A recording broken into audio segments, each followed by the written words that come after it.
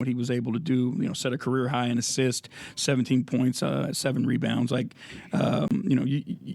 Players like that, like they just get the game so naturally. And Evan has always been a guy who impacts winning on a high level, and he can impact it in so many different ways. I think that's the thing that people don't appreciate about Evan. Everybody wants to talk about score, but Evan is elite all around, and he just impacts winning by making the right play at the right time. He needed those buckets, and it was the right time, so he went and got them. Since I think December 23rd, Jarrett now has like 31 double-doubles. What can you just say about the consistency you get from that guy each and every night? Yeah, I mean, he's dependable. And I think that's one of the things in this, in an 82-game season with, whatever happens, for me to be able to just roll out of bed and know that Jarrett Allen's going to be on the court, that puts me at ease because I know, like, whatever he's got in his tank, he's going to give it and leave it all out there. So much has been made about J.A. and Evan playing together at the same time, whether it's playing together on the court or being in the lab at the same time.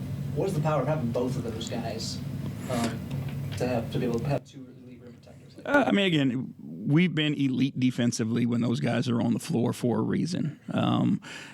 I think, again, this year it's just been so different because it's been so choppy. Evan's only played, 38 or 39 games now, I think it is. And it's like, yeah, it's 40 now. Last night, 39 was last night, 40 tonight. So he's only played, 40 games. So they haven't been able to have that same relationship on both ends of the floor and have that continuity of how they used to play together. You think about the big-to-big plays that they've always been able to make offensively, how they've been able to use vertical spacing and those types of things.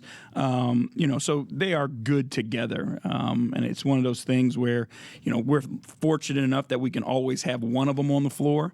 But when it's winning time and you need to close a game, to have two elite rim protectors who can switch 1 through 5, teams aren't fortunate enough to have that like we are. They're both averaging career highs in assists this year as well. Is there some connection there between being the only big on the floor and having more space to find guys? No, it's a little bit of change in what we've been trying to do, and we've been putting the ball in their hands more. And they can work, again, together. They can play big to big, but, the ball in their hands, they're finding our guards more. So just trying to get them involved so we weren't just so pick and roll heavy, so we could run two-sided action with those guys on the floor. JV, going into this game, you called it kind of a test of toughness for your guys.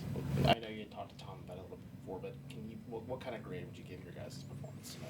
I thought we were really good. We thought we responded. And especially, after going through the first quarter where, we just couldn't buy a bucket. I thought, again, we played the right way. We got open shots for one another. They just wouldn't go in the hole. And, again, that could have led to frustration, and that could have changed. We could have started trying to do things on our own and take it upon ourselves to be the hero, but we stuck together, and we kept playing the right way. And I thought, again, for the most part of the majority of the game, we did a great job on both ends. And actually, you're kind of leading me off my next question here. Charlotte seemed to make an effort to kind of wall off the interior for you guys in the first quarter.